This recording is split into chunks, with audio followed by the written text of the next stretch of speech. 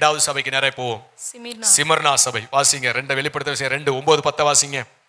உன் கிரியைகளையும் உன் உபத்திரவத்தையும் நீ ஐஸ்வர்யம் உள்ளவனாய் இருந்தும் உனக்கிருந்த தரித்திரத்தையும் தங்களை யூதர் என்று சொல்லியும் யூதராயிராமல் சாத்தானுடைய கூட்டாளியுமாய் இருக்கிறவர்கள் செய்யும் தூஷணத்தையும் அறிந்திருக்கிறேன்.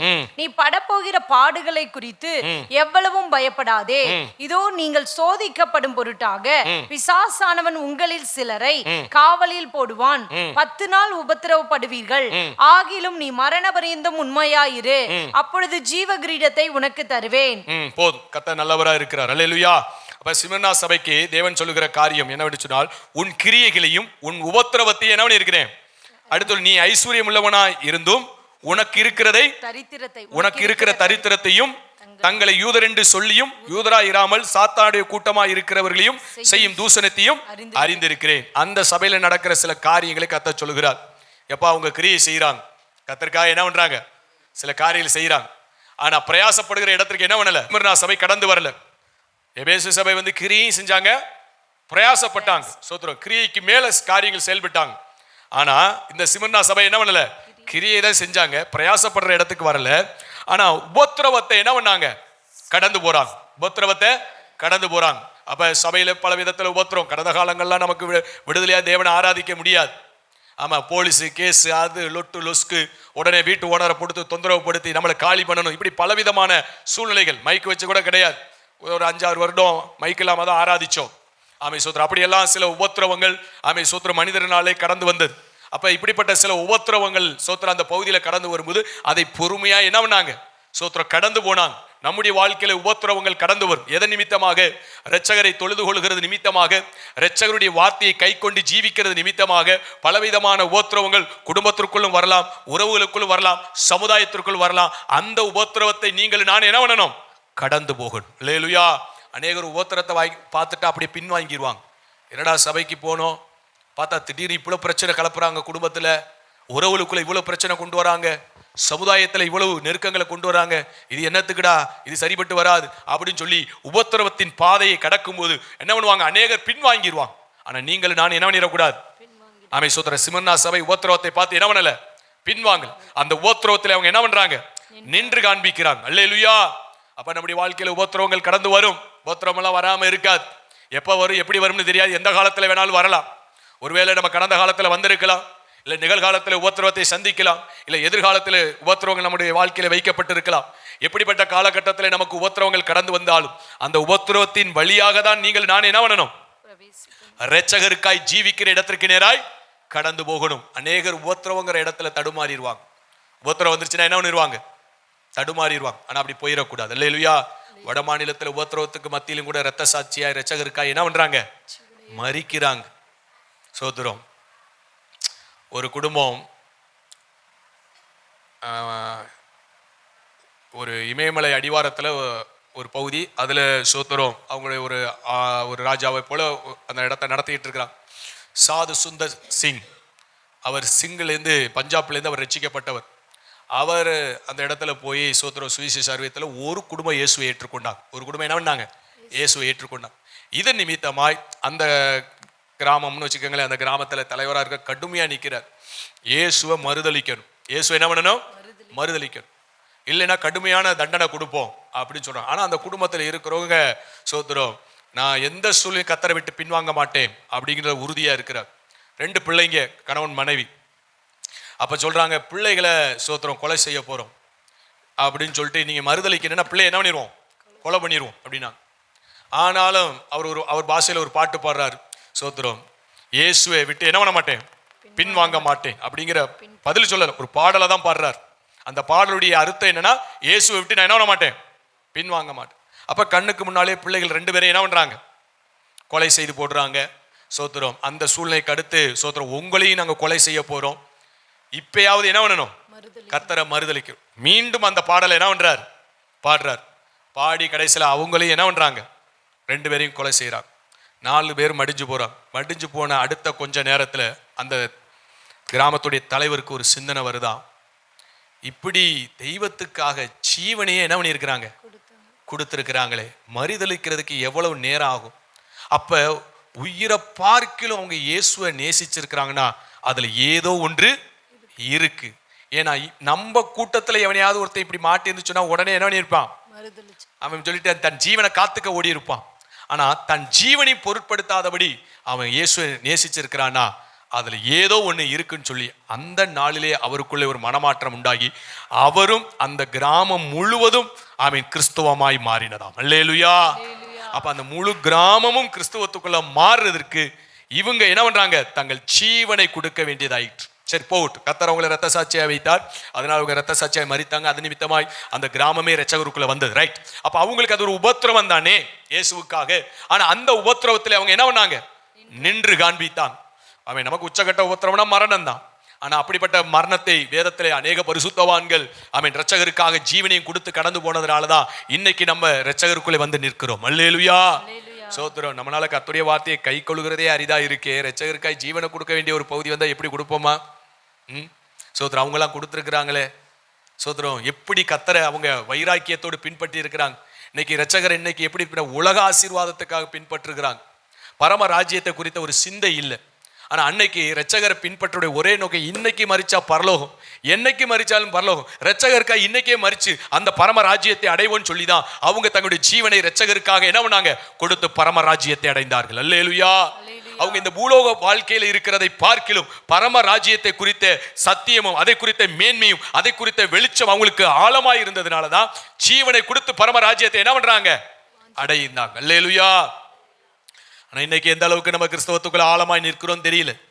இது போன்ற உபத்திரவ காலம் நமக்கு வாழ்க்கையில கடந்து வந்தாதான், குடும்பத்துல யாராவது ஒரு உபத்திரவத்தை ஏற்படுத்தும் போதுதான், இல்ல சமுதாயத்திலே நமக்கு ஒரு உபத்திரவத்தை கொண்டு வரும்போதுதான், இல்ல ஸ்தோத்திர தேசத்திலே ஒரு சட்டத்தை போட்டு அதன் வழியாய் ஒரு உபத்திரவத்தை கொண்டு வரும்போதுதான் இரட்சகருக்காய் எத்தனை பேர் நிப்போங்கிறது அன்னைக்கு தான் தெரியும். அல்லேலூயா.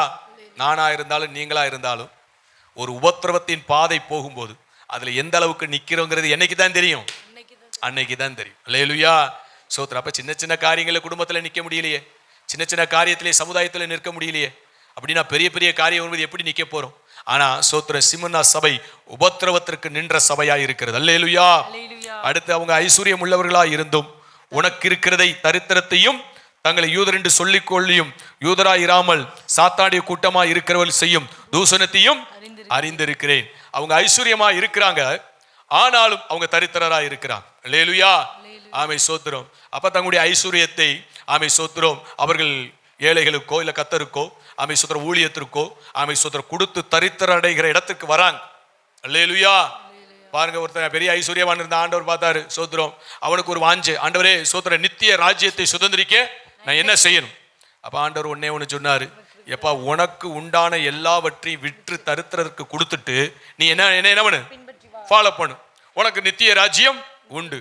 அவனுக்கு அந்த வார்த்தையை கேட்டோன்னே என்ன ஆகி போச்சு, தூக்கி வாரி போட்டுச்சு. சிறுவராயத்திலிருந்து கர்த்தருடைய போதனைகளை கை கொண்டு வருகிறான், 10 பிரமாணங்களை 10 கட்டளைகளை கை கொண்டு வருகிறான். ஆனா சோத்திர இந்த ஒரு பகுதி அவன் வாழ்க்கையில வந்தோடனே அவன் சோத்திர மிகுந்த அவன் சோத்திரம் ஐஸ்வர்யம் உள்ளவனா இருந்தபடினாலே அவனுக்கு மிகுந்த துக்கமாயிருச்சு. அவன் அப்படியே கேட்டுட்டு என்ன பண்ணிட்டான், போயிட்டான். அதனாலதான் சீசர்கள் கேட்டாங்க, ஆண்டவரே சோத்திரம் யார் பரம ராஜ்யத்துக்குள் பிரவேசிக்க முடியும்? ஊசியானது ஒட்டகமானது ஊசி என்ன பண்ணும், வாயில அந்த அந்த ஓட்டையில நுழைஞ்சிடலாம். ஐஸ்வர்யவான் என்ன முடியாது, பரலோகத்துல பிரவேசிக்கிறது அரிதா இருக்கும் சொன்னார். அல்லேலூயா. ஆமை சோத்திரம். அப்ப அதோடைய பொருள் என்ன, ஒட்டகம் ஊசி அப்படின்னா சோத்திரம். அந்த காலத்துல ஊசி அப்படின்னு சொல்றது பெரிய கேட் இருக்கும், அந்த பெரிய கேட்டுக்குள்ள ஒரு சின்ன கேட்டு ஒரு ஆள் போற மாதிரி இருக்கும், அதை தான் ஊசின்னு சொல்லுவாங்க, ஊசியின் வாயில்னு சொல்லுவாங்க. அந்த இதுக்குள்ள ஒரு ஆள் தான் போக முடியும். ஆனா அதற்குள்ள ஒரு ஒட்டகம் போனா கஷ்டம், போக முடியாது. ஆனா கடினப்பட்டு என்ன பண்ணிரும், போயிரும். அப்ப சோத்திரம் அப்படி கூட போயிடலாம். ஆனா ஐஸ்வர்யத்தை ஒரு கவனமாய் இருப்பார்கள், ஆனால் அவர்கள் பரம ராஜ்யத்துக்குள்ள என்ன முடியாது. சோத்திரம். ஐஸ்வர்யம் நமக்கு வேணும் சோத்திரம். ஆனா ரட்சகரா ஐஸ்வர்யம்னா ரட்சகர்னு ஓடிடணும். அல்லேலூயா.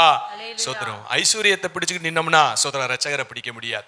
அதனால சோத்திரம் இந்த பூமியில நமக்கு வேண்டிய நன்மைகள் காரியங்கள் எல்லாவற்றையும் தேவன் தருவார் சோத்திரம். ஆனா இப்ப ரட்சகர் இதை விடுன்னு சொல்லும் போது என்ன பண்ணணும், விடணும்ல சோத்திரம். இப்ப இது எனக்கு அவசியம் தான் வச்சுக்கோங்க, இது எனக்கு அவசியம் தான். இப்ப ரட்சகர் இதை விடுன்னு சொல்றாரு, ஆண்டவர் என்ன பண்றாரு, இப்ப ரட்சகரை நான் முக்கியத்துவப்படுத்தினா இதை என்ன பண்ணிடுவேன், இது அவசியமா இருந்தாலும் இதை விடுவேன். ஆனா ரட்சகர் எனக்கு முக்கியம் இல்லைன்னா இதைத்தான் என்ன பண்ணுவேன், பிடிச்சுக்குவேன். இதைத்தான் அவன் செஞ்சான் சோத்திரம். அவனுக்கு அவன் ஒரு பரதேசியா விட்டுருவாரா? அவன் எல்லாத்தையும் விட்டுட்டு வந்து ஆண்டவர் விட்டுருவாரா? விட மாட்டாரே. ஆமே சோதரன். அதை விட அதிகமாய் தேவன் கொடுப்பார். ஆனா கர்த்தர் அவன் இருதயத்தை பார்த்தார். அவன் எனக்காண்டி அதை விட முடியுமா? அவன் பிடிச்சுக்கிட்டு தான். ஆனா அவன் சொல்லி வரான், எல்லா பிரமாணங்களை கை கொண்டேன்னு சொல்லி வரான். எல்லா பிரமாணத்தை கை கொண்டது சரிதான், என்ன நீ பிடிச்சிருக்கிறியா அப்படின்னு கேட்கிறார். நீ நித்திய ராஜ்யத்தை சுதந்திரிக்கலாம் விட்டுட்டு வா அப்படின்னு சொன்னான். அவங்களால என்ன பண்ண முடியல, விட முடியல. நீங்களும் நான் அப்படி இருக்கக்கூடாது. சோத்திரம். ரட்சகருக்கா எதை எப்ப வேணாலும் விட வேண்டிய ஒரு சூழ்நிலை வருமானால் விடுவதற்கு எப்போது நீங்களும் நான் ஆயத்தமா இருக்கணும். அல்லேலூயா. சோத்திரம். வேலை வேணும், வருமானம் வேணும், குடும்பம் வேணும், பிள்ளை வேணும், வீடு ஆஸ்தி எல்லாம் வேணும். ரைட், நல்லதுதான். ஆபிரகாமுக்கு எல்லாத்தையும் விட்டுட்டு வான்னு சொன்னாரே. ஒரு காலகட்டத்தில் ரட்சகர் சொன்னாரே, சொன்ன மாத்திரத்தில் எல்லாத்தையும் விட்டுட்டு புறப்பட்டாரே. அல்லேலூயா. அப்ப நம்ம வாழ்க்கையில எப்ப வேணாலும் தேவன் குறுக்கிடுவாரே, எப்ப வேணாலும் எதை வேணாலும் விடுன்னு சொல்லுவாரு. சோத்திரம். நம்ம அதன் மீது பற்று இல்லாமல் இருப்பவனால் எப்ப வேணாலும் விட்டுட்டு வருவோம். அல்லேலூயா. சோத்திரம். அவங்க ஐஸ்வர்யவனா இருந்தாலும் அடுத்து என்னவா மாறுகிறார்கள்? தரித்திரவன். தேவன் விடுன்னு சொல்கிற இடத்துக்கு அவங்க விட்டுட்டு விடியாடுறாங்க. அது நிமித்தமா அவங்க தரித்திரம் அடைஞ்சாங்க. ஆனாலும் கர்த்தர் விட மாட்டார். சோத்திரம். கர்த்தர் நிச்சயமா என்ன பண்ணுவார்? இந்த பூமியில நம்மளை வாழ வைத்து சோத்திரம் நம்முடைய தேவைகளை பூர்த்தி செய்து ஆசீர்வதிக்கிறவரா இருக்கிறார். தேவன் என்ன பகுதியை விரும்புகிறாங்க உங்களுக்கு புரியுதா? தேவனை முக்கியத்துவப்படுத்துறோமா இல்ல மனுஷனை முக்கியத்துவப்படுத்துறோமா? தேவனை முக்கியத்துவப்படுத்துறோமா உலக பொருட்களை முக்கியத்துவப்படுத்துறோம்? தேவனுக்கு முக்கியத்துவம் கொடுக்கிறோமா இந்த பூமியில இருக்கிற ஐஸ்வர்யத்துக்கு முக்கியத்துவம்? எதன் மீது நாம் முக்கியத்துவம் கொடுக்கிறோங்கிறதை அறியும்படிதான் கர்த்தர் அந்த பாதையை கொண்டு வருகிறார். அல்லேலூயா. இப்போ உதாரணத்துக்கு ஆபிரகாமுடைய வாழ்க்கையில ஒரு சோதனையை வைக்கிறார். இவன் பிள்ளையை நேசிக்கிறானா என்னைய நேசிக்கிறானா? பிள்ளையை நேசிக்கிறானா என்னைய நேசிக்கிறானா? சரி, சோதிச்சு பார்த்துருவோம் அப்படின்னு சொல்லிட்டு ஆண்டவர் சொன்னார். சோத்திரம். மோரியாங்கிற சோத்திரம் தேசத்துல நான் காண்பிக்கிற மலையில உன் பிள்ளை நீ என்ன பண்ணணும்? தகன பலியாய் கொடுக்கணும். இப்ப ஆபிரகாம் இடத்துல நம்ம நிக்கிறோம்னு வச்சுக்கோங்க. இந்த சத்தம் நமக்கு துணிச்சிச்சுன்னா நீங்கள் நான் அந்த இடத்த நிரப்ப முடியுமா? அது எப்படி? தவம் இருந்து பித்த பிள்ளை. கிட்டத்தட்ட சோத்திரம் 75 ஆண்டுகளா பிள்ளை இல்லை. அதுக்கடுத்து 24 ஆண்டுகள் உருண்டோடுது. 99வது வயதுல சோத்திரம் பிள்ளையை பெற்றெடுக்கிறார். 100வது வயதுல ஈசாக்கு பிறக்கிறான். இந்த பிள்ளை வளர்ந்து வருது. முழு நேசத்தையும் அந்த பிள்ளை மேல வச்சிருக்கிறார் ஆபிரகாம். ஆபிரகாமுக்கு சோத்திரம் ஜீவனை கொடுன்னு சொல்லியிருந்தா கூட அவருக்கு ரொம்ப இலகுவா இருந்திருக்கும். பிள்ளைய கொடுன்னு சொன்னதான் அவருக்கு கடினமா இருக்கு. ஏன்னா தேவன் பார்க்கிறார் ஏன் மேல நேசமா பிள்ளை மேல நேசமா. ஏன்னா மத்த எல்லாத்தையும் கேட்டா கொடுத்துருவான், அது பெரிய விஷயம் இல்லை. ஆனா பிள்ளை தவம் இருந்து பித்தது, இதை பிள்ளைய கொடுக்க முடியுமா அப்படின்னு சொல்லி பிள்ளை மேல ஒரு காரியத்தை வச்சார். ஆனா ஆபிரகாம் பாருங்க சோத்திரம் மனைவி கிட்ட கூட சொல்லாம பிள்ளைய கூட்டிக்கிட்டு பலி கொடுக்கறது என்ன பண்ணிட்டாரு? 3 நாள் பயணம். அந்த பயண காலத்தில் அவருடைய இருதயம் எவ்வளவு வேதனைப்பட்டிருக்கும். இன்னும் 3 நாள் கழிச்சு பலி கொடுக்க போறோம், பிள்ளைய பாப்போமான்னு தெரியாது. ஆமை சோத்திரம். இதுக்கப்புறம் என்னென்ன சூழ்நிலைகள் அதெல்லாம் யோசிக்கலாம். அவர் வாட்டு புறப்பட்டு போய் ஆமை சோத்திரம் பலிக்கு எங்கப்பா ஆடுன்னு கேட்கும்போது அதை கர்த்தர் பார்த்துக்குவாரா வா அப்படின்னு சொல்லி பலிபீடத்தெல்லாம் கட்டி முடிச்சதுக்கு அப்புறம் பிள்ளையை தூக்கி அதுல என்ன பண்றார்?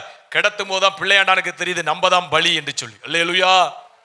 ஆனா தன் இருதயத்தை கடினப்படுத்தி கொண்டு இரட்சகரை எந்த அளவுக்கு நேசித்து பட்டயத்தை எடுத்து என்ன பண்ணிட்டார்? ஓங்கிட்டார். கிட்ட வரும்போது ஆபிரகாமே பிள்ளையாண்டான் மேல் என்ன பண்ணாதே, உன் கையை போடாதே அப்படின்னு சொன்னார். அப்ப அவர் என்ன சொல்ல வரார்? ஆபிரகாம், பிள்ளையை பார்க்கல நான் உண்மை நேசிக்கிறேன். அல்லேலூயா.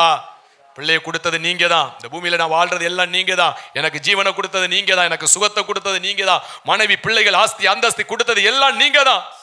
அதனால நீங்க ஒண்ணு கேட்டா அதை கொடுப்பதற்கு நான் என்ன பண்ண மாட்டேன், தயங்க மாட்டேன் என்று சொல்லி ஆமை சோத்திரம் அந்த அளவுக்கு பிள்ளையை பார்க்கிலும் தேவனை நேசிக்கிற இடத்திற்கு வந்தான். அல்லேலூயா.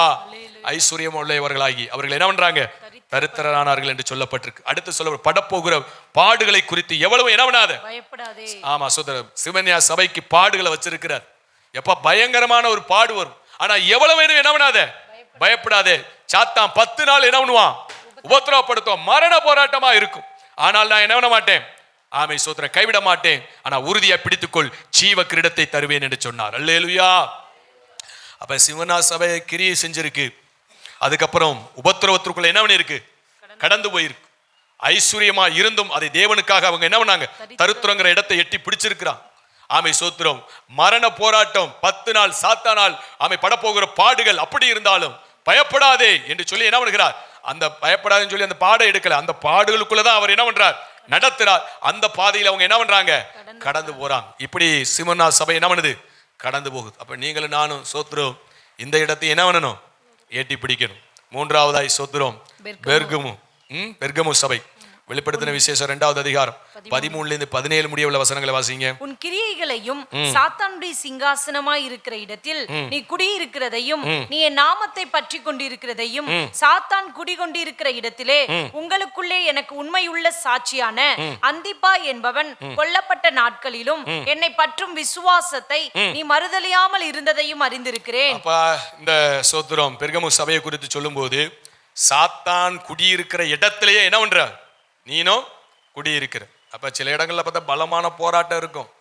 அப்ப சாத்தானுடைய குடியிருப்புன்னு சில பகுதி இருக்குல்ல, ஆமா, அதனால அந்த பலமான போராட்டத்தை இந்த சபை என்ன பண்ணுது, சந்திக்குது. அப்படிப்பட்ட சோத்திரம் அந்த அப்படிப்பட்ட போராட்டத்தை சந்தித்தாலும் நீ என்ன பண்ற, என் நாமத்தை பற்றி கொண்டிருக்கிற. அவ்வளவு பிரச்சனைகளுக்கு மத்தியிலும் என்ன நீ எப்படி கொண்டிருக்கிற, என்னை பற்றி கொண்டிருக்கிறாய். வாசிங்க.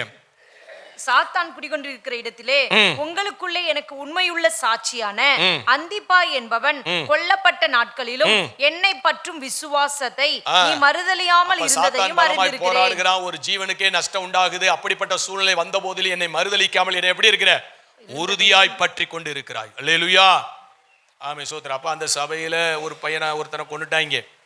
சோத்திரம், சாத்தான் அந்த அளவுக்கு தீவிரமா எழும்புறான், பலமான பிரச்சனையை சந்திக்கிறாங்க.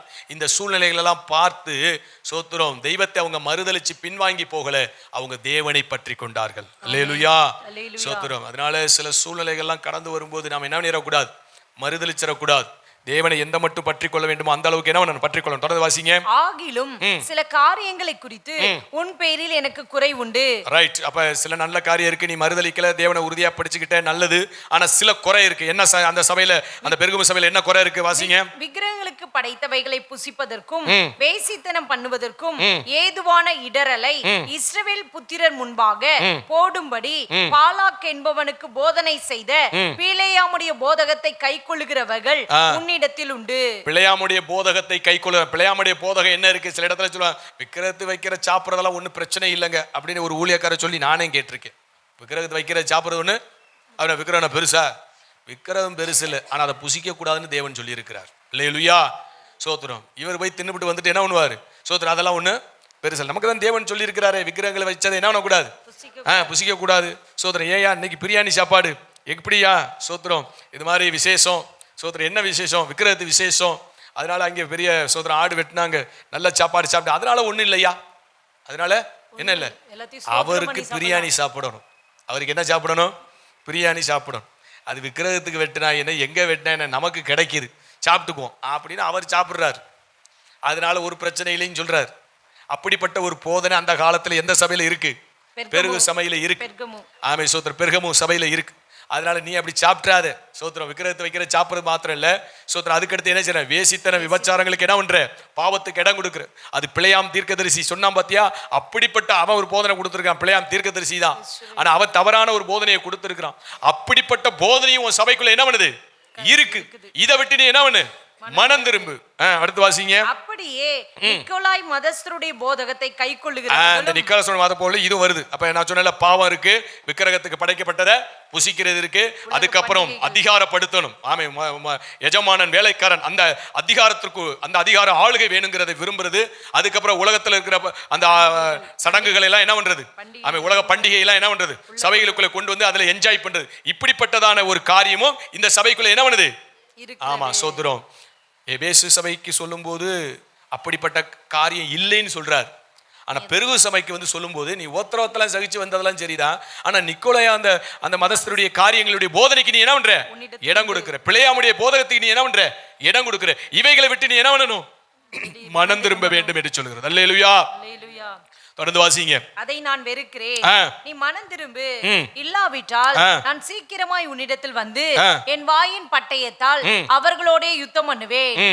ஆவியானவர் சபைகளுக்கு சொல்லுகிறதை காதுள்ளவன் கேட்க கடவன். அப்ப ஆண்டவர் சொல்றார், இவைகளை விட்டு என்ன பண்ணிரு, மனம் திரும்பு என்று சொல்லுகிறார். அல்லேலூயா. கர்த்தர் நல்லவரா இருக்கிறார். அப்ப இந்த 3வது சபையில சோத்திரம் பிழையாமுடைய போதனையும் நிக்கோலாய் மதஸ்தருடைய போதகமும் இருக்கு. இந்த 2 போதகத்துக்கு என்ன பண்ணணும், விலகி இருக்கணும். இது ரெண்டுமே ஒண்ணுதான். ஆமை சோத்திரம். விக்கிரகங்களுக்கு படைச்சதை புசிக்கிறது, பாவ காரியங்களை செய்யறது, அதுல கிருபை மன்னிச்சிருன்னு சொல்றது, ஆமை சோத்திரம் அதிகாரப்படுத்துறது, ஆமை ஸ்தோத்திரம். அதுக்கப்புறம் உலக பண்டிகைகளை சபைகளுக்குள்ளே கொண்டு வந்து அதுல என்ன பண்றது, என்ஜாய் பண்றது, சந்தோஷப்படுகிறது. இப்படிப்பட்டதான காரியங்களுக்கு இவங்க என்ன பண்றாங்க, இடம் கொடுக்கிறார். ஆனா இன்னொரு பகுதியில உபத்திரவத்தை சகிச்சு வராங்க, சாத்தான் 10 நாள் போடுவான்யா அப்படிங்கிறார். சோத்திரம். ஆனா இப்படிப்பட்ட உபத்திரவங்களை சகிச்சால், இப்படிப்பட்ட தவறான காரியங்களுக்கு இதை விட்டு என்ன பண்ணணும்? மனம் திரும்புன்னு சொல்லப்பட்டிருக்கு. 3 சபைகள்